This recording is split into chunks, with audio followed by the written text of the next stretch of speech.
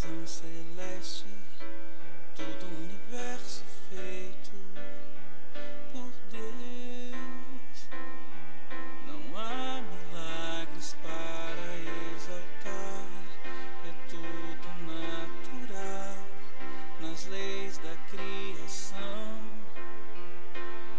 Ciência e religião se dão as mãos e querem penetrar em cada dimensão. Nascer, viver, morrer e renascer, moradas do além, por quantas já passei. Pai, quero viver em você, cada vez mais te amar. Jesus me ensinou a estrada. Pai, quero viver em você, cada vez mais te amar. Jesus me ensinou a estrada.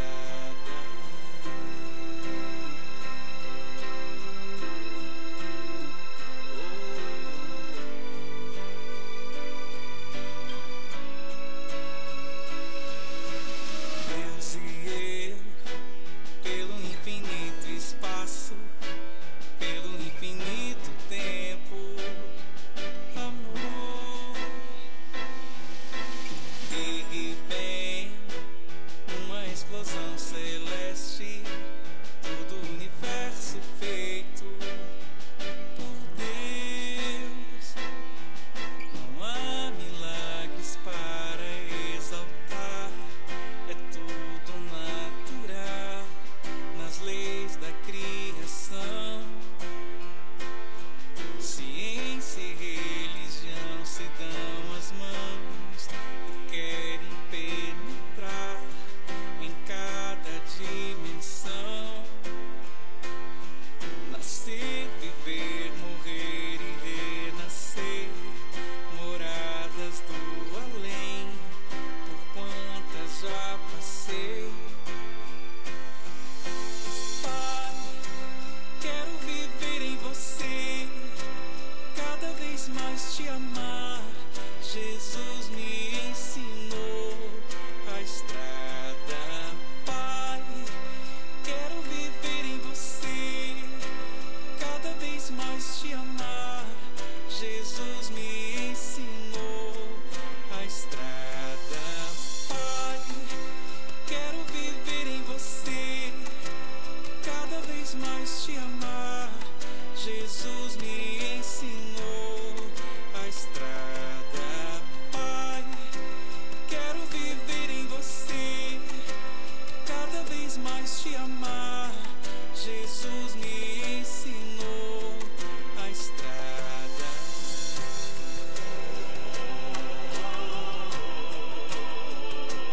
A estrada.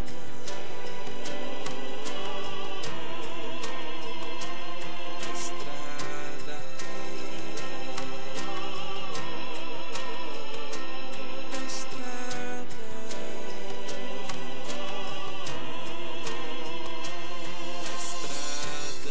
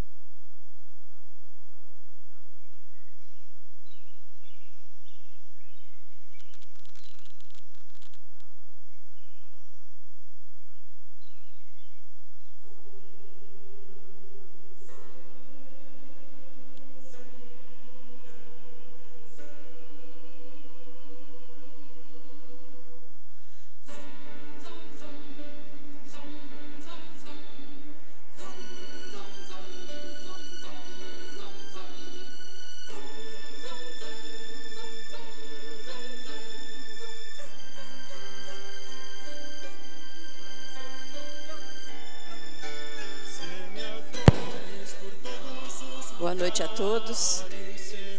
Nós vamos iniciar então o nosso encontro dessa noite. E eu quero imensamente agradecer a todos que estão aqui já, que estão chegando, aqueles que nos assistem pelo YouTube, pelo Facebook. E informar para aqueles que não conhecem que esse nosso grupo funciona aqui na Federação há 29 anos. Tá? Ele foi fundado nos primórdios da casa. E estuda sistematicamente o livro dos Espíritos, dos Médiuns e o Evangelho. Então, quando termina, a gente começa de novo. Estamos tentando aprender alguma coisa. Uma vez por ano, nós fazemos um seminário sobre uma obra da doutrina espírita, e há 3 anos nós resolvemos fazer um novo formato para esse seminário, né? Ele tem exposição, ele é divulgado pelos canais da internet, até para que tenha um alcance maior. Este ano fizemos então o seminário sobre o livro Mecanismos da Mediunidade. Terminamos os 2 últimos capítulos na semana passada. Foi uma jornada boa, começamos em 6 de agosto e encerramos agora em novembro, que é uma vez só por semana. E hoje nós temos assim a alegria muito grande de receber aqui o Dr. Vicente Pessoa, que todos aqui já devem conhecer, que já fez palestras inúmeras aqui nessa casa, palestras lindíssimas, e vai nos brindar com suas palavras sobre o tema mediunidade, médiuns e atualidade. Nós vamos fazer uma preparação, então, lendo uma página do Evangelho, fazendo a nossa prece. Ele também vai aproveitar aqui para divulgar um seminário que nós julgamos assim ser um assunto importantíssimo, que deve chamar a atenção de todos nós, sobre o suicídio, que vai acontecer no dia 17, olha, está aparecendo aqui nas nossas chamadas, né? E vai ficar a critério dele, divulgar antes da palestra ou depois da palestra. O senhor fique à vontade, tá bom? Então, nós vamos fazer a leitura do Evangelho, e em seguida a prece de abertura, e vamos passar a palavra para ele. É do capítulo 1, Não Vim Destruir a Lei, um trecho do item 8, Aliança da Ciência e da Religião.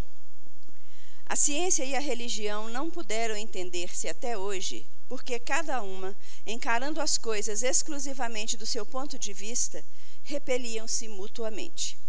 Seria preciso algo para preencher o vazio que as separava, um traço de união que as reaproximasse. Esse traço de união está no conhecimento das leis que regem o mundo espiritual e suas relações com o mundo corporal, leis tão imutáveis quanto as que regem o movimento dos astros e a existência dos seres. Uma vez constatadas essas novas relações pela experiência, uma nova luz se fez. A fé se dirigiu à razão, a razão nada encontrou de ilógico na fé e o materialismo foi vencido. Mas nisso, como em todas as coisas, há pessoas que ficam para trás, até que sejam arrastadas pelo movimento geral que as esmaga. Se querem resistir em lugar de entregar-se a ele. Esse movimento é toda uma revolução moral que neste momento se opera e que prepara os espíritos trabalhando-os. Após ser elaborada durante mais de 18 séculos, ora tange seu cumprimento e vai marcar uma nova era para a humanidade. As consequências dessa revolução são fáceis de prever. Deve produzir inevitáveis modificações nas relações sociais, às quais ninguém poderá opor-se, pois estão nos desígnios de Deus e resultam da lei do progresso, que é uma lei de Deus.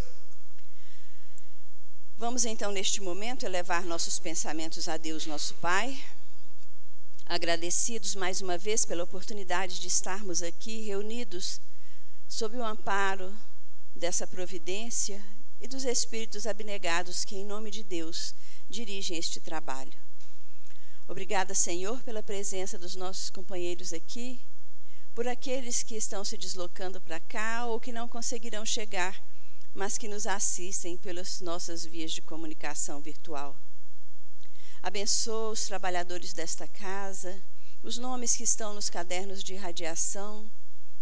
Abençoa, Senhor, o palestrante desta noite, que ele possa ser inspirado para nos trazer a palavra e o conhecimento que vai nos fortalecer nas nossas convicções e nos trazer reflexões profundas acerca dos nossos compromissos com a espiritualidade maior. Que estas bênçãos de luz inundem todos os corações que estão aqui, encarnados e desencarnados. E em nome dos mentores deste trabalho, desta casa, em nome de Jesus, em nome de Deus, nosso Pai, nós iniciamos o nosso encontro dizendo graças a Deus e a Jesus. Doutor Vicente, a palavra é sua.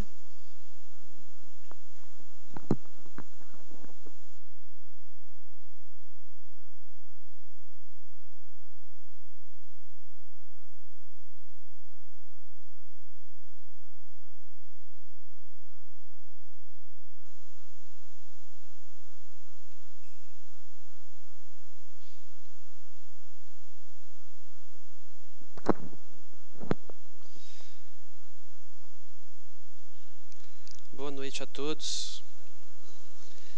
Que Jesus, o grande médium de Deus, possa nos abençoar na noite de hoje, quando nós conversaremos sobre um assunto que passa muitas vezes esquecido e despercebido para a ciência do mundo, mas que para nós é um assunto que trouxe uma revolução, tanto do ponto de vista moral, quanto do ponto de vista filosófico e no ponto de vista científico. Em 1994, um pesquisador chamado Jean-Marie Chauvet, um francês, um geólogo, ao explorar algumas cavernas na região sul da França, fez uma descoberta notável. Ele encontrou afrescos pintados nas cavernas da região de extrema qualidade de conservação. A Organização das Nações Unidas, no seu braço cultural, foi chamada ao local, também com a sua equipe de arqueólogos, e classificou esses achados como os achados arqueológicos, as pinturas arqueológicas mais bem conservadas já encontradas pela humanidade. Chama a atenção que uma dessas imagens está feita no sentido negativo, como nós fazíamos com os filmes antigos de máquina fotográfica, o negativo e o positivo. A imagem retrata uma mão humana desenhada na parede da caverna sob a ótica negativa, o que significa dizer que a tinta ela não desenha a mão, mas ela desenha o contorno da mão, de modo que a mão obstruiu a fixação da tinta na parede. Além dessa mão, foram encontradas outras mãos e outros afrescos representando a vida das pessoas naqueles lugares, àquela época. A datação dessa imagem mostrou que essas pinturas foram feitas aproximadamente entre 25.000 e 30.000 anos atrás, quando o gênero Homo ainda possivelmente convivia com espécies diferentes, os sapiens com outras espécies.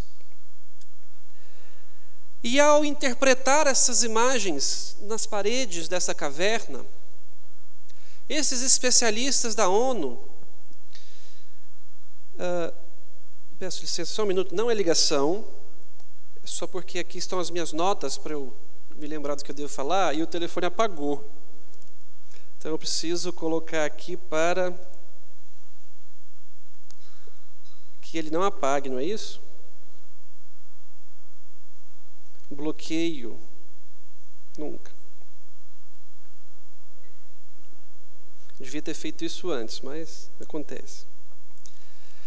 Esses especialistas, então, eles fizeram uma inferência através de outros afrescos que eles já conheciam, que o objetivo daquelas pessoas do gênero Homo, provavelmente da espécie Sapiens, era deixar um legado, uma história, retratar as conquistas que obtiveram com o uso de ferramentas, com o uso do fogo, deixar para gerações futuras a impressão digital da sua presença, das suas conquistas e da sua história. Afinal, todos nós temos o interesse genuíno de deixar um legado, uma mensagem para gerações futuras e que essa mensagem contribua de alguma forma para o progresso e a evolução daqueles que nos sucedem. E assim também esses nossos antepassados o fizeram. E ao ler essa história, que foi a imagem científica da revista Science de um determinado mês, de alguns anos atrás, eu me perguntei se essas imagens e esses afrescos não poderiam ter também uma influência externa na hora da sua confecção. Será que aqueles homens já poderiam sentir a influência de consciências, de mentes externas às suas próprias, para fazerem afrescos com a qualidade porque para nós parece simples, mas para aquela época fazer um afresco em negativo é de uma sofisticação extremamente simples, como diz Leonardo da Vinci. A simplicidade é o último grau de sofisticação. Será que eles não trariam já uma certa influência? E nós analisamos a evolução dos corpos físicos desses homens, desses gêneros, e nós vamos ver que lentamente o que muda basicamente entre esses nossos antepassados e o corpo humano atual do Homo sapiens sapiens é o tamanho do crânio, especialmente o tamanho do lobo frontal, que nós vamos estudar na obra magistral de André Luiz, No Mundo Maior.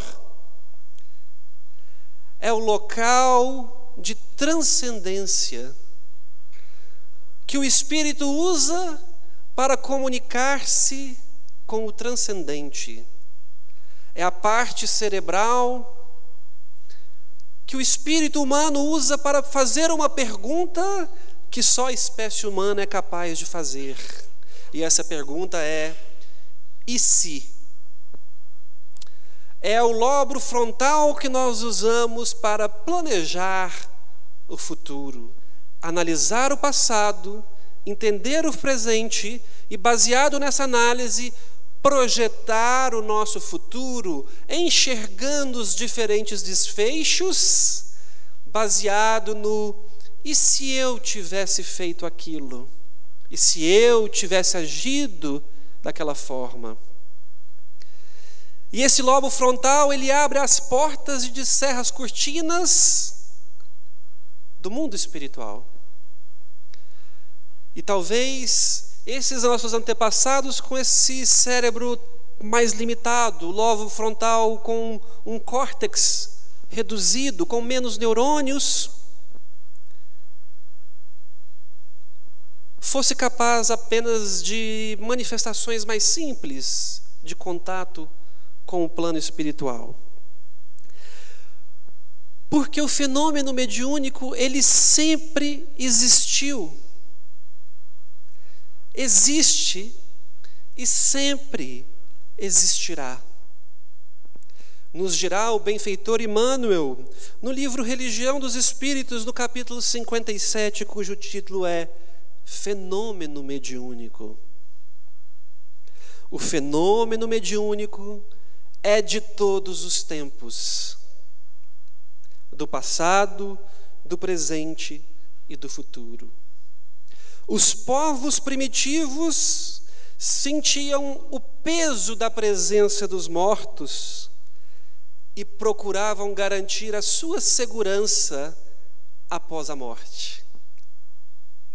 Seja a sua segurança através de um legado emocional, um legado intelectual, mas também de um legado material, como os egípcios antigos, os sacerdotes iniciados, praticantes de uma mediunidade seletiva, congregada em grupos seletos da sociedade, chamados sacerdotes, e que preparavam os corpos daqueles que partiam com óleos e ungüentos para que aqueles corpos se preservassem e pudessem levar os seus tesouros materiais, as suas joias, as suas conquistas para o plano da morte.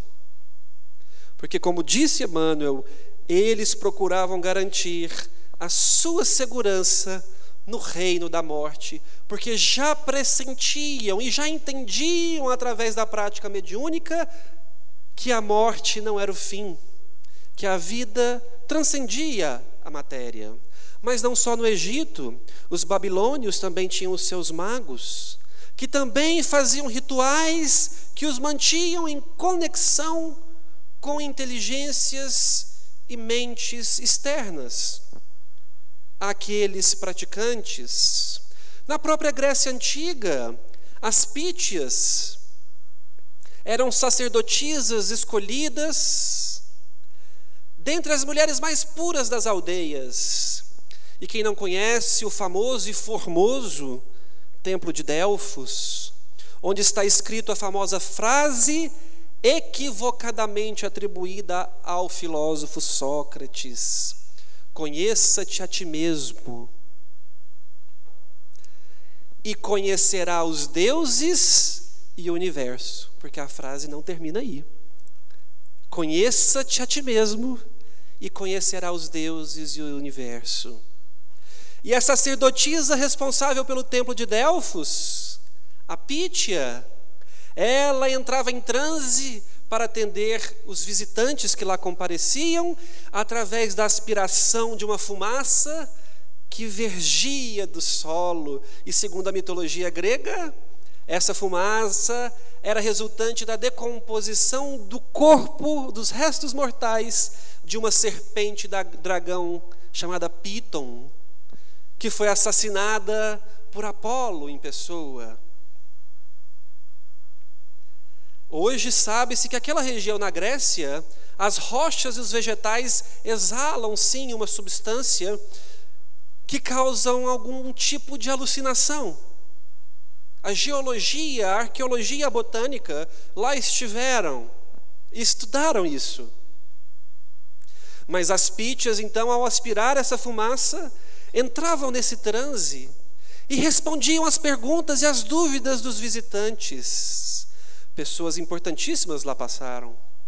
Alexandre o Grande visitou o templo de Delfos. O próprio Sócrates lá esteve. E quando a Pítia disse que ele era o homem mais sábio que habitava o planeta, aí sim ele exclamou a famosa frase que todos nós conhecemos: só sei que nada sei. Muitas decisões políticas, econômicas e militares do mundo antigo sofreram influência dos fenômenos mediúnicos, das pítias, desses sacerdotes egípcios. Muitos faraós os consultavam e eles, mediunizados, instruíam o rumo que a humanidade tomaria através de decisões sociais, econômicas, políticas e militares. A mediunidade é de todos os tempos. Àquela época também a mediunidade era usada de maneira transviada.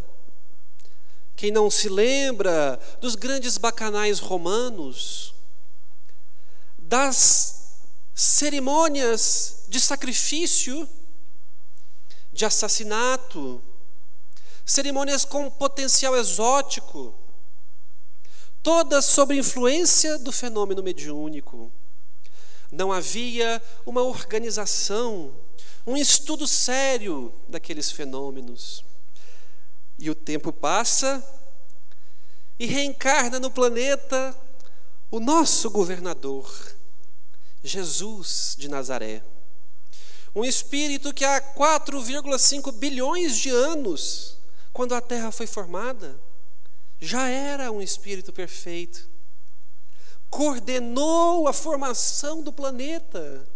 Veja o nível de conhecimento das leis naturais da física, da biologia e da química que esse espírito dominava. Leis essas que, se existem aqui, existem do outro lado do universo, porque a verdade é uma só. A lei natural é a lei divina, é o que nos diz o Espírito da Verdade na pergunta 621 do Livro dos Espíritos. Esse Espírito reencarna e ele traz uma revolução social. Uma nova mensagem que nós chamamos de Evangelho, a boa nova, a notícia boa que é nova. E que por trás das suas ideias, nas suas entrelinhas, tem dois grandes fundamentos, que é o amor e o perdão. Jesus revoluciona a sociedade à época, dizendo que se alguém agredir a sua face, que você ofereça outra, que se alguém te forçar a caminhar 1000 passos, que você caminhe 2000.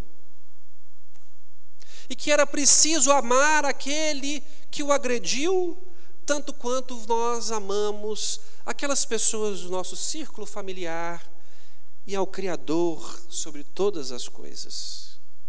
E Jesus escancara a porta da mediunidade para a sociedade da época, agora sim, regida pelo amor.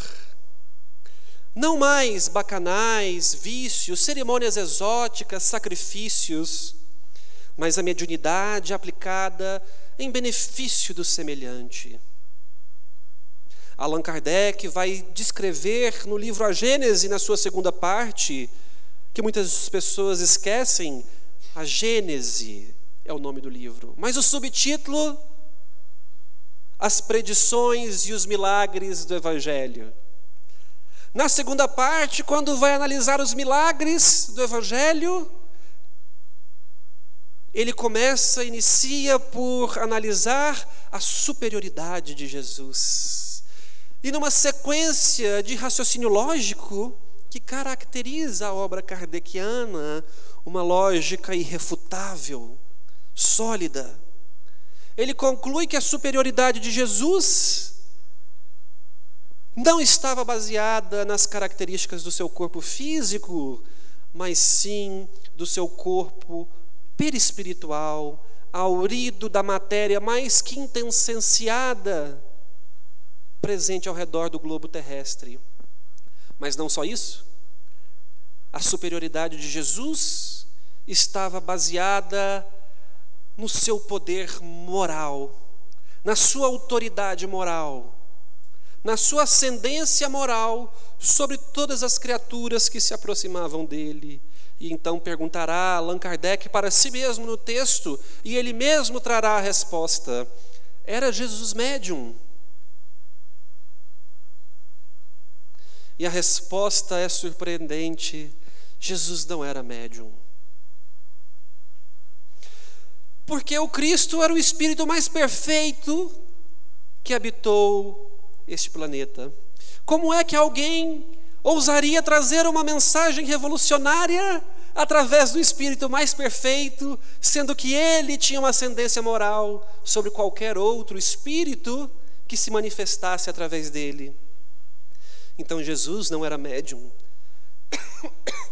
Ele tinha uma característica descrita por Allan Kardec, que nós vemos muito nas reuniões mediúnicas, que era a dupla vista contínua.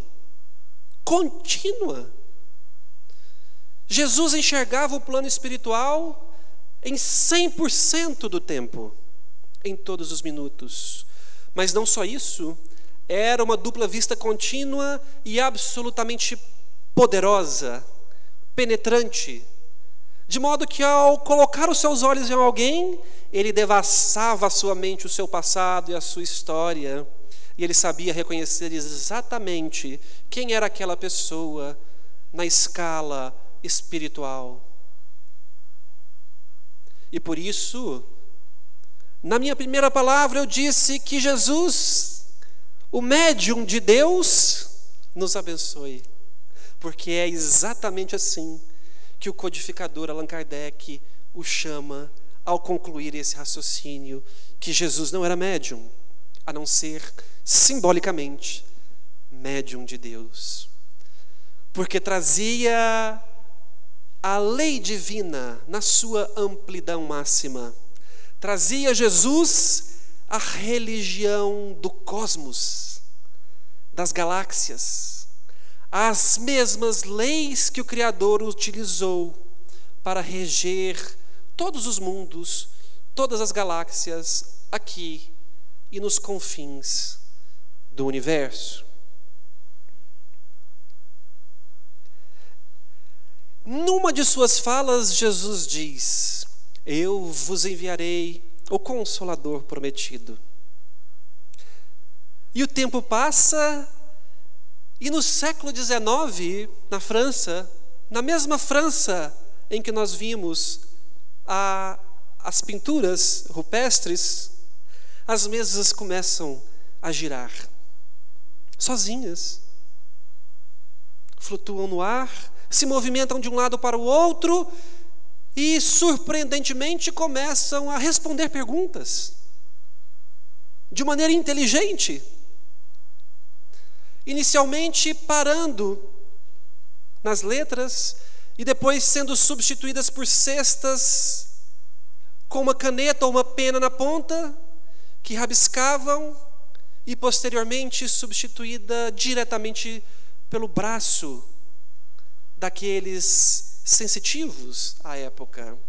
E o que mais me surpreende ao analisar essa época da humanidade é que as pessoas se reuniam para ver as mesas flutuando e ninguém perguntava nada. Ninguém achava aquilo estranho. Achavam aquilo uma brincadeira. As reuniões eram sociais para diversão. Não havia uma alma curiosa que perguntava: ora, a mesa está respondendo de forma inteligente. Mas eis que um cidadão faz essa pergunta. Um lionês, de nome Hippolyte Léon. Ele, discípulo de Pestalozzi, um educador, vê na mesa um efeito inteligente. E ele conclui que se há um efeito, há uma causa. E se o efeito é inteligente, necessariamente a causa tem que ser inteligente. E ele começa a estudar as mesas e a perguntar coisas e conteúdos mais profundos. O que é a vida? O que é Deus? Quem é você que está respondendo? E ele se surpreende ao descobrir que aquela pessoa que respondia, que aquela mesa que respondia, era uma pessoa como ele mesmo é, mas que perdeu a vestimenta física e agora traz informações sobre o que ela vivencia, sobre o que ela vê, sobre o que aconteceu com ela depois que perdeu a sua vestimenta física. E ele começa a organizar essas ideias, até que ele publica o Livro dos Espíritos. Mais de 1000 perguntas, trazendo a parte filosófica, científica, evangélica, a justiça divina, as leis do universo. Mas não satisfeito, porque o codificador, ciente da sua missão, começa a aprofundar os seus estudos. E ele começa então a aprofundar pequenas partes do Livro dos Espíritos. E isso então se desenvolve no Evangelho segundo o Espiritismo, que estuda as leis morais, na Gênese, que estuda a criação, a formação do universo, dos corpos, os milagres, a ciência, o céu e o inferno, onde ele estuda as leis divinas, a justiça divina. Colherás o que plantou, a justiça do Criador. E o Livro dos Médiuns, um tesouro concedido para a humanidade, onde Kardec brilha na aplicação do método científico, excluindo todo e qualquer misticismo, esoterismo, qualquer influência exótica ou esotérica para construir essa obra e organizar essas ideias que até hoje nós usamos para o estudo da mediunidade. É nessa época que, na introdução do livro dos Espíritos, e nós esquecemos de ler as introduções dos livros, na introdução do livro dos Espíritos, o Espírito da Verdade, o único autorizado a responder por Jesus em pessoa, diz: os Espíritos do Senhor, que são as virtudes dos céus, qual imenso exército que se movimenta ao receber as ordens do seu comando, espalham-se por toda a superfície da terra, e semelhante a estrelas cadentes, vem iluminar os caminhos e abrir os olhos aos cegos. O exército de Espíritos do Senhor vem trazer mensagens em diversas partes do mundo, uma suportando, apoiando, confirmando a outra,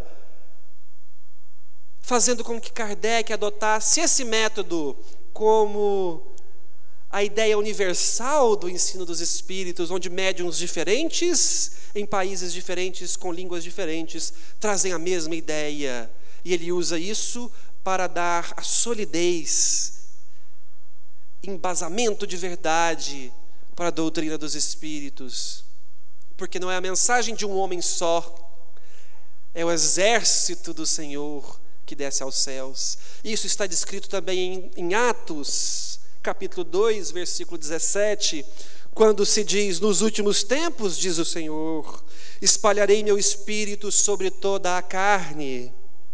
Vossos filhos e vossas filhas profetizarão, vossos jovens terão visões, e vossos velhos terão sonhos, numa referência clara ao fenômeno mediúnico. Muitos anos depois, mais ou menos por volta de 1940, é perguntada ao Espírito de Emmanuel no livro Consolador, na pergunta 382, o que é mediunidade? E Emmanuel, resgatando o conceito evangélico do exército do Senhor, resgatando a definição do Espírito da Verdade e de Atos dos Apóstolos, diz: a mediunidade é aquela luz que seria derramada sobre toda a carne. Ele recruta a mesma palavra. É aquela luz que seria derramada sobre toda a carne e prometida pelo Divino Mestre aos tempos do Consolador. Aos tempos do Consolador. Então, ao organizar essa obra, Allan Kardec faz um anúncio na Revista Espírita de 1861, em janeiro de 1861, porque o codificador, além de receber correspondências de várias partes do mundo, de escrever o Pentateuco, de 5 obras básicas, ele atendia milhares de pessoas, e ele ainda era o responsável pela confecção da Revista Espírita, com uma edição mensal. E quando ele desencarnou, já havia 2 edições futuras próximas. Tamanha a organização e a disciplina.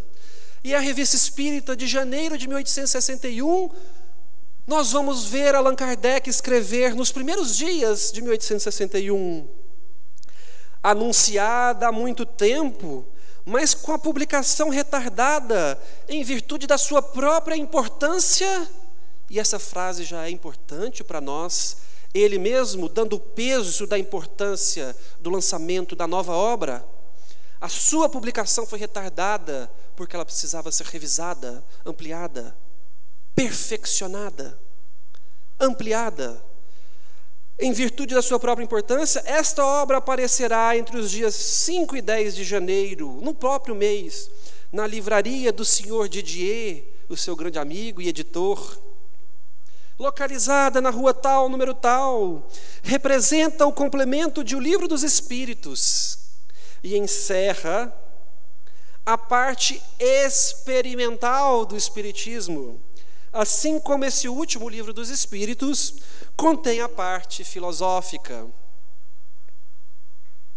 E continua ele no mesmo anúncio, na Revista Espírita, o Espiritismo experimental, numa advertência, olha só, o Espiritismo experimental é cercado de muito mais dificuldades do que geralmente se pensa.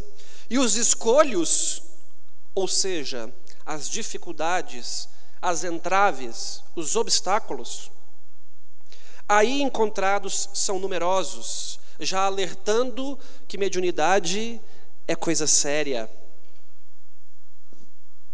É isso que ocasiona tantas decepções aos que deles se ocupam, sem a experiência e os conhecimentos necessários. Nosso objetivo com essa obra foi prevenir contra estes escolhos. É para isso que foi lançado o Livro dos Médiuns. A obra, então, é publicada no dia 10 de janeiro de 1861, na livraria do Sr. Didier. E na sua introdução, e de novo, nós não lemos as introduções, a primeira frase do Livro dos Médiuns, na introdução, Kardec é categórico, cirúrgico. Ele diz: todos os dias a experiência nos traz a confirmação de que as dificuldades e os desenganos encontrados na prática do Espiritismo resultam da ignorância dos princípios dessa ciência. O que significa dizer que nós, espíritas, não estudamos o Espiritismo. Nós não lemos a obra básica kardeciana. E a palavra básica, e pasmem, eu aprendi isso há poucas semanas. Básico não significa pouco. Vem da base. A palavra básico vem de base. A obra básica é o que nos dá a base, a sustentação para aprofundarmos o estudo com livros como mecanismos da mediunidade, nos domínios da mediunidade, a obra de Chico Xavier, porque sem a base nós somos vítimas de esoterismos, de práticas que não são espíritas, mas que são confundidas como tais. E Allan Kardec já faz esse alerta que os espíritas não estudam o próprio Espiritismo na primeira frase do Livro dos Médiuns. E que as dificuldades da prática e da vivência do Espiritismo resultam como consequência desse não estudar, desse não ler. E aí não temos a base para fazermos as nossas análises críticas, e somos vítimas de fascinações, obsessões, os perigos que a prática experimental do Espiritismo pode trazer. Ainda no livro Religião dos Espíritos, agora no capítulo 16, que Emmanuel prudentemente intitula como Mediunidade e Dever, esse benfeitor faz o seguinte alerta: no caminho da mediunidade, não ouvides que o dever retamente cumprido é a bússola que te proporcionará o rumo certo, a responsabilidade do médium, e dirá ele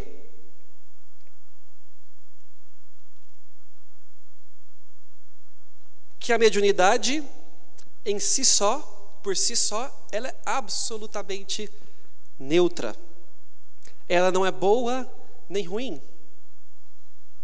mas ela pode ser aplicada e utilizada de uma forma benéfica para deixar um legado, para a construção de uma sociedade justa, para confortar e consolar, para o avanço da ciência, da filosofia, da política, mas também pode ser usada para fins escusos, para o favorecimento pessoal, para o enriquecimento pessoal, alimentando o egoísmo, o orgulho e a vaidade daqueles que a praticam. De modo que a mesma mão que traz uma carta consoladora puxa o gatilho de uma arma. Os mesmos olhos que, através da dupla vista, enxergam e confortam, também reparam nas deficiências alheias. O mesmo ouvido que é capaz de receber uma mensagem e transmitir uma palavra de conforto, ele também é capaz de assimilar e dissimilar e de divulgar maledicência. A mediunidade, ela por si só, é neutra e pode trazer vários perigos, de modo que o seu aprendiz deve buscar, desde o princípio dos seus estudos, a ser um bom médium. E o que é um bom médium? A maior parte das pessoas entenderá que o bom médium é aquele que quantitativamente é capaz de proporcionar inúmeros fenômenos, inúmeras mensagens, incontáveis mensagens. Mas não é o que Allan Kardec, tampouco Emmanuel, nos ensinam. A primeira coisa que um candidato a médium deve procurar é seguir o ensinamento do Evangelho segundo o Espiritismo, espíritas. Estude e vigie. Ele deve estudar, porque nós vamos ver lá no livro dos médiuns, no capítulo 19, o papel do médium nas comunicações espíritas.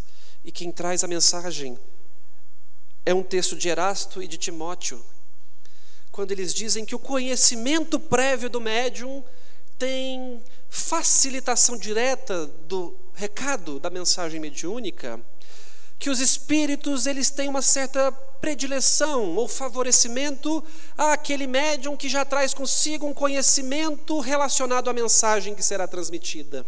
De modo que se um espírito muito cientista quer transmitir uma mensagem de ciência, ele mais facilmente conseguirá fazê-lo utilizando-se de um médium que traz consigo a experiência científica. Porque a linguagem será mais facilmente reconhecida. Mas não só isso. Não só isso. O espírito também precisa de uma renovação moral. É preciso que os médiuns também apliquem o conhecimento do Evangelho segundo o Espiritismo. Amar ao próximo sobre todas as coisas, praticar o desprendimento, a reforma íntima, por mais piegas e repetitivo que isso soe, talvez seja esse o principal ensinamento que a mediunidade nos traz. Porque não se iludam. Quem são os médiuns atuais? Os médicos também. São os mais devedores no passado. São aqueles que mais prejudicaram, fizeram mau uso do livre-arbítrio, das emoções. E hoje, então, tem essa tarefa gloriosa com o Cristo de consolar, de confortar. Os médiuns e os médicos são os maiores devedores. Essa informação também está presente na obra de Emmanuel, no livro chamado Emmanuel, psicografado por Chico Xavier, no capítulo 11, cujo título é a Mensagem aos Médiuns, abre aspas para Emmanuel. São almas que fracassaram desastradamente, que contrariaram sobremaneira o curso das leis divinas e que resgatam o passado obscuro e delituoso, servindo ao próximo. Basta compararmos a história de Ivone do Amaral Pereira, a grande médium brasileira, tão importante quanto Chico Xavier, que nos trouxe a belíssima, incomparável obra Memórias de um Suicida, ela mesma suicida em existências anteriores e que tinha o compromisso de resgatar suicidas. Era a maior devedora da sua própria obra. E não é à toa que ela contou a história de Camilo Cândido Botelho, de Frederic Chopin, de Leon Tolstói. Inúmeros suicidas que através dela vieram provar que a vida existe. Tolstói, por exemplo, que escreveu a brilhante obra clássica Ana Karenina, onde o suicídio é trazido à tona e ele mesmo, suicida, se arrepende amargamente do legado que ele deixou. E agora ele vem através de Ivone escrever obras maravilhosas de valorização da vida, porque ele era um devedor e ela também, e ela não podia mais falhar, era a última chance. Já te demos todas as chances. A sua última chance é ser médium espírita. Isso serve para que os médiuns não se envaideçam, não pensem que são seres mitológicos, divinos, que devem ser endeusados como era no passado. O Evangelho de Jesus e o Livro dos Médiuns organizaram essas ideias, de maneira a entendermos que os médiuns não são seres privilegiados. Estamos todos misturados no mesmo barco, na mesma corrente.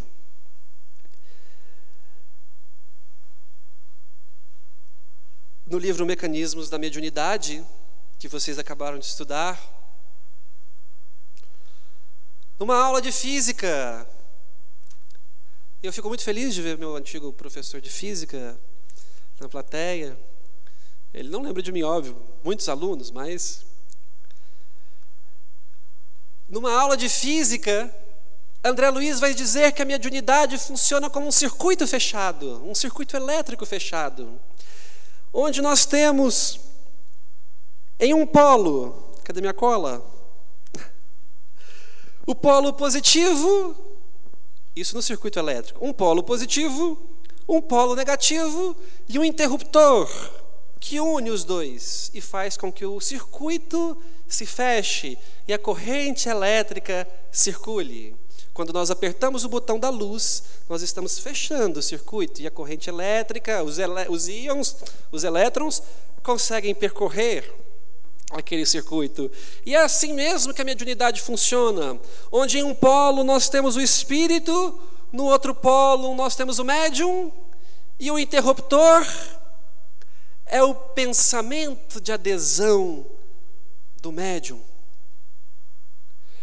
que quando está passivo de recepção, fecha o circuito e a corrente circula em circuito fechado. E os pensamentos se fundem, se misturam e a mensagem é transmitida adiante. Dirá André Luiz, no próprio Mecanismos da Mediunidade, que o pensamento é onda e partícula eletromagnética com carga. Toda carga é capaz de gerar um campo elétrico, que por sua vez gera um campo magnético, que por sua vez influenciam outras cargas. E se o pensamento é onda eletromagnética, ele tem uma frequência no estudo das ondas, na física. E essa frequência pode ser mais rápida ou mais lenta, maior ou menor.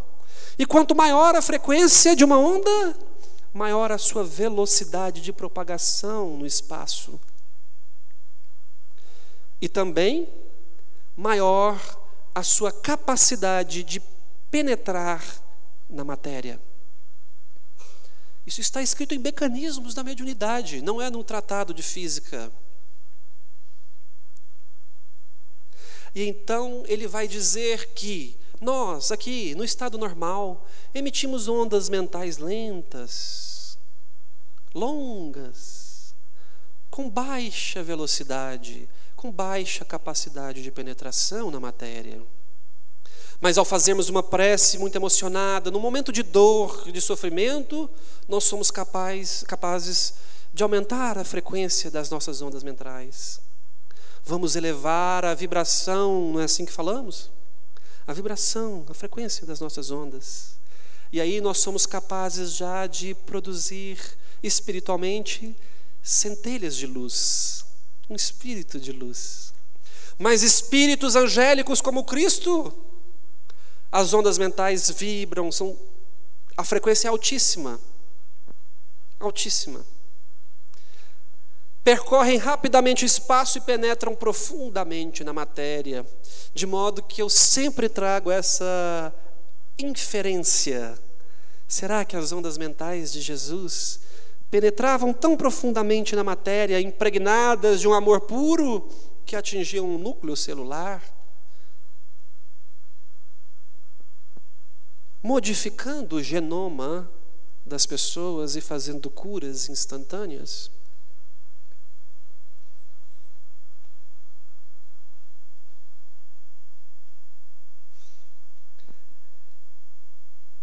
É engraçado como nós preparamos algumas coisas para falar e não falamos. E não preparamos outras e acabamos falando. Mas eu acho que meu tempo está chegando no fim. E eu gostaria de trazer a pergunta do livro Consolador, de número 387, que foi feita a Emmanuel. Qual a maior necessidade de todos os médiuns? A primeira necessidade do médium é evangelizar-se a si mesmo, antes de se entregar às grandes tarefas doutrinárias, pois de outro modo poderá sempre esbarrar com o fantasma do personalismo, em detrimento da sua missão. E o próprio Emmanuel, no livro Roteiro, no capítulo 36, cujo título é Desenvolvimento Psíquico, vai concluir esse mesmo raciocínio dizendo que não há bom médium sem homem bom. Reforçando essa ideia de que evangelizar-se é a primeira necessidade de todos os médiuns. E nós vamos ver isso no capítulo 11 do livro No Mundo Maior, o caso Eulália. O caso Eulália. Eulália era uma senhora que constituía um grupo de 11 pessoas que trabalhavam numa reunião mediúnica. E quando André Luiz chega lá com o calderário, são recebidos por um médico desencarnado, que era o orientador daqueles trabalhos. E Calderário então pergunta a esse médico, cujo nome não é revelado, mas que aparentemente foi alguém conhecido da época: como está o trabalho? Muito difícil, porque os instrumentos que eu tenho à minha disposição não têm o conhecimento técnico das mensagens que eu quero trazer, tampouco o desenvolvimento moral. Mas repara a cena: dos 11, 8 estavam em condições de passividade. 3 não. 3 pensavam no cinema, no jantar, nos conflitos familiares. Mas 8 estavam em condições. E desses 8, Eulália era a que tinha a maior condição de passividade. E esse médico desencarnou antes de colocar em prática um trabalho de assistência a doentes em hospitais. E ele então irradia o seu pensamento para esses 8. E na mente de um surge a ideia de visitar um parente que está internado. Na mente de outro surge a lembrança de uma enfermeira que o tratou bem enquanto estava internado. E por assim vai, de modo que o instrumento mediúnico, o médium, interpreta a mensagem e a luz que ele recebe de acordo com o seu conhecimento e o seu preparo. Daí a necessidade do estudo. E quando a mensagem termina, olha o perigo, que Eulália passa a mensagem, uma mensagem genérica, de auxílio aos enfermos. E ela é analisada e é uma mensagem sólida, e é o que nós devemos fazer nas reuniões mediúnicas. A mensagem tem consistência, a linguagem é adequada, ela tem profundidade. Se tem, não importa se ela é do próprio médium ou se ela é de uma inteligência exterior que a trouxe. E de que Eulália é acusada? Justamente disso, de animismo. Ela ter gerado a mensagem porque não era possível que aquela mensagem com aquela consistência, assinada por aquele médium conhecido, aquele médico conhecido, fosse transmitida através das suas capacidades mediúnicas.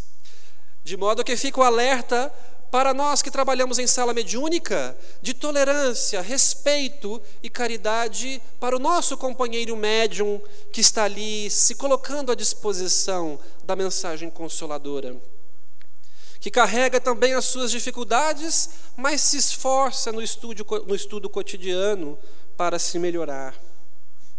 E assustadoramente, é Allan Kardec quem vai trazer a mensagem mais impressionante sobre mistificação dentro da mediunidade, no livro dos médiuns, no capítulo 25, quando ele trata das evocações. Vai relatar Allan Kardec que um senhor tinha em seu jardim um ninho de pintacilgos, pelos quais ele se interessava muito. Certo dia, desapareceu o ninho. Tendo-se certificado de que ninguém da sua casa era culpado pelo delito, como ele fosse médium, teve a ideia de evocar a mãe dos pintacilgos.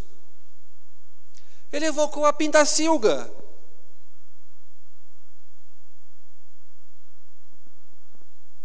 Ela veio e lhe disse em bom francês: a ninguém acuses, a pintacilga, a ninguém acuses, e tranquiliza-te quanto à sorte de meus filhinhos. Foi o gato que, saltando, derrubou o ninho. Encontrá-los-ás debaixo dos arbustos, assim como os passarinhos que não foram comidos. Feita a verificação, reconheceu ele exato o que lhe fora dito pela pintacilga.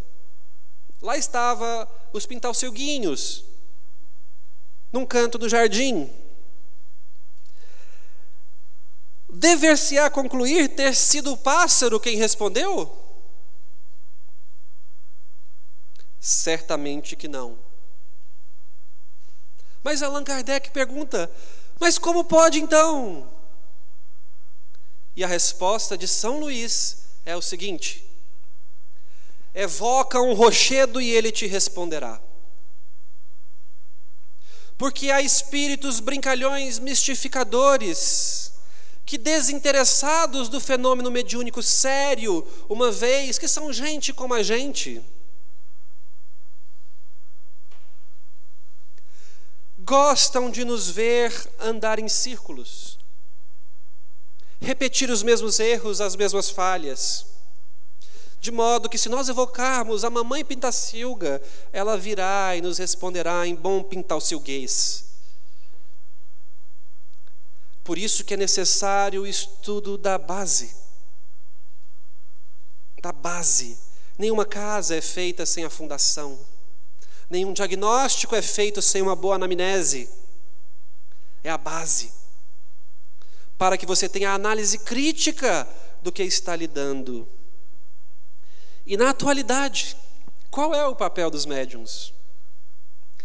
Eu estou absolutamente convicto que o papel dos médiuns é, antes de qualquer coisa, renovar a si próprio, evangelizar-se, melhorar o mundo em que habita através da melhora de si mesmo.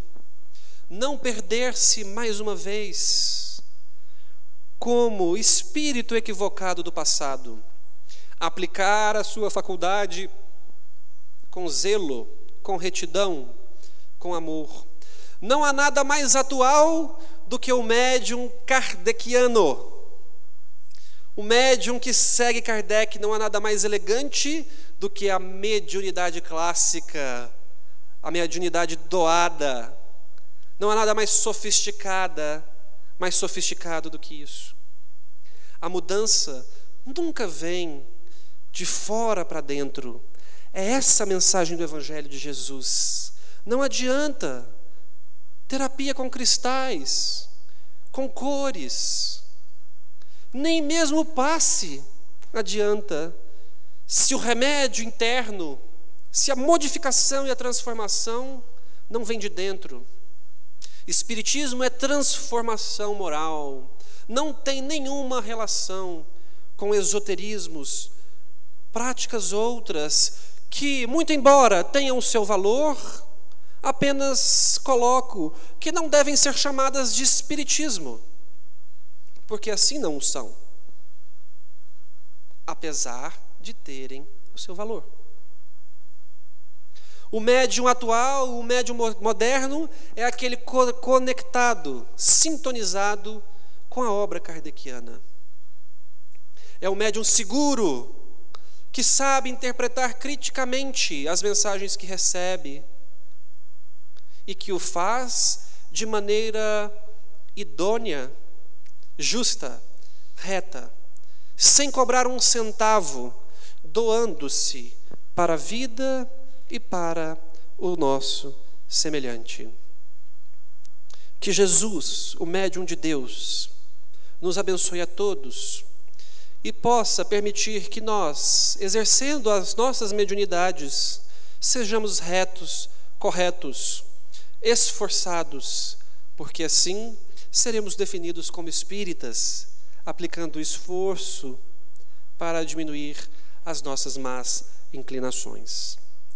Antes de desejar aos senhores uma boa noite, eu quero convidá-los para o seminário sobre suicídio que acontecerá nesse sábado, no meio do feriado, para aqueles que não viajarão. Se você estiver em casa no feriado, compareça à sede do Cicobi, ali perto da Avenida Portugal, dos supermercados Extra. Nós teremos a presença do casal, o Dr. Alejandro Vera e a doutora Lilian Vera, que são médicos psiquiatras da Associação Médico Espírita de São Paulo, com ampla experiência em suicídio. Teremos a nossa querida amiga, a psicóloga Letícia Talarico, coordenadora do curso Curar Ser, falando também sobre a importância da família no suicídio. E o Dr. Wesley de Assis falará de automutilação, talvez um dos mais importantes sinais de alerta que a nossa juventude vem nos conclamando a prestar atenção. E teremos a jornalista goiana, Cleisla Garcia, que fez uma reportagem jornalística na Record de um ano sobre o jogo da Baleia Azul, de modo que eles se infiltraram através de um perfil fake, já que está na moda, o fake, um perfil fake no Facebook, simulando uma adolescente fragilizada, vulnerabilizada, e acabaram encontrando um curador, que é uma dessas pessoas que dão as tarefas da Baleia Azul. E esse curador, não sabendo que era fake, começou a dar as provas. Faça isso e me mostre, faça aquilo e me mostre. De modo que eles tiveram que acionar até a equipe de maquiagem da televisão em que ela trabalha para fotografar as lesões fakes e continuar prendendo a atenção do curador, para que o trabalho jornalístico não fosse encerrado. Durou um ano com o envolvimento da Polícia Federal, de psiquiatras, até que essa quadrilha foi desmantelada, e ela conta isso na sua obra, porque muitos de nós achávamos que isso não havia chegado no Brasil, que era só boato, fake, que acontecia na Rússia, mas de fato chegou. E ela conta essa experiência e outras de casos de suicídio, de sobreviventes de suicídio, adolescentes, nesse livro chamado Sobreviver, com duplo sentido. Sobreviver e sobreviver. E ela então vai trazer essa experiência de como foi isso nesse evento. Estão todos convidados, as inscrições podem ser feitas no site da Associação Médico Espírita de Goiânia, ou comigo mesmo agora, quem tiver interesse, ao custo de R$30. Quem fizer 3 inscrições juntas, R$20. Nós aguardamos todos vocês lá, porque esse tema é importantíssimo. Muito obrigado, boa noite e que Jesus nos abençoe.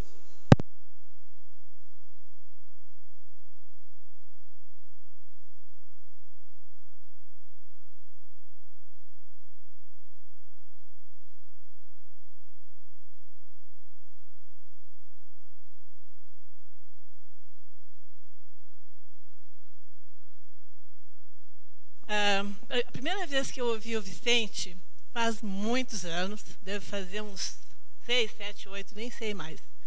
A palestra que ele fez chamava-se Anamnese Espiritual. A partir disso, eu nunca mais deixei de ouvir o Vicente. Toda vez que ele fala, eu procuro estar presente, e ele sempre me surpreende. E é por isso que a gente queria te agradecer. Com essa florzinha, é uma maneira singela de nós te dizermos muito obrigado em nome do GEM, do nosso grupo de estudo, a pedido da Cíntia, e em nome de todos aqui presentes, encarnados e desencarnados, não é? te agradecendo por essa palestra assim tão lindamente trabalhada e estruturada para você nos trazer na noite de hoje. E repetindo as palavras dele, eu queria então pedir ao médium Jesus, ao médium de Deus, Jesus, o médium de Deus, que o abençoe e continue te mantendo assim reto, correto, disposto em deixar suas atividades e vir falar para a gente sobre o Espiritismo. Obrigada, Vicente. Eu te agradeço. Obrigada.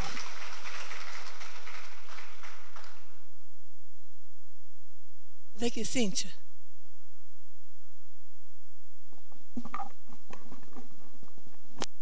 Bem, pessoal, acho que nós vamos levar para casa hoje muito material de reflexão. Coisas que nós ouvimos já falar, de outros livros e tudo, mas com um enfoque que realmente vai nos fazer pensar muito e acrescentou muita bagagem, muito valor. Muito obrigada. Tá? Aos nossos colaboradores que passaram aqui esses 3 meses nos ajudando, não me esqueci de vocês, quero agradecer imensamente o companheirismo de vocês, tá? A presença aqui assídua é um trabalho que dá trabalho, é um trabalho que dá trabalho. A gente estudar aquilo que a gente não sabe, né? Buscar em muitos livros. Então tem ali, depois vocês vão achar o meu agradecimento e uma lembrancinha para cada um de vocês que nos ajudaram aqui, inclusive aqueles 3 ali atrás, olha, que nos ajudaram a levar toda essa mensagem aí para fora, para todas as pessoas de fora que nos ouvem, que nos assistem. Quem não conhece o GEM, que frequenta a casa, que desejar conhecer, estamos todas as segundas-feiras, a partir da próxima segunda-feira, de volta à nossa sala 6, retomando os nossos estudos, o Livro dos Espíritos, o Livro dos Médiuns e do Evangelho. São todos muito bem-vindos. E no próximo ano, também em agosto, nós iniciaremos o novo seminário do ano, que será sobre o livro No Mundo Maior, que ele aqui já deixou assim uma deixa, né? Como no teatro, né? Deixou aqui a deixa para que nós nos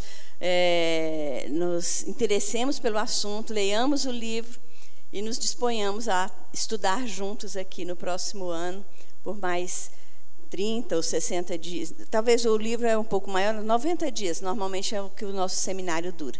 Tá? Muito obrigada pela presença de todos. Nós vamos fazer agora a nossa prece de encerramento, tá? Agradecendo a Deus pela oportunidade, por esse pequeno degrau que a gente subiu, agradecendo a amizade e o companheirismo de todos que estão aqui. Agradecendo porque, despretensiosamente, não só nós encarnados fomos beneficiados, mas que pudemos, através do esforço e do estudo, exercer a nossa mediunidade na sua plenitude, sem precisarmos de atavismos, de ambiente próprio ou especial, mas nos esforçando para compartilhar com os encarnados e os desencarnados todo aquele material que nós conseguimos reunir, transformar em material de estudo que foi apresentado aqui nos debates que nos enriqueceram tanto. Agradecemos também, Senhor, e pedimos as vossas bênçãos para esta casa e seus administradores, que nos cedem o espaço e nos dão a oportunidade, assim, de aprofundarmos os nossos conhecimentos. Imensamente agradecidos pela presença de todos que estão aqui e que nos seguem nos nossos canais virtuais. Que estas bênçãos, esta paz, esta alegria, todo esse sentimento, esse estímulo recebido aqui hoje, possa nos acompanhar durante toda a semana, nos nossos afazeres, nas nossas convivências, nos nossos ambientes de trabalho, na nossa casa, enfim, Senhor, em todas as movimentações do nosso pensamento e do nosso coração em relação ao nosso próximo e a nós mesmos. Que Deus nos abençoe a todos, que assim seja, graças a Deus.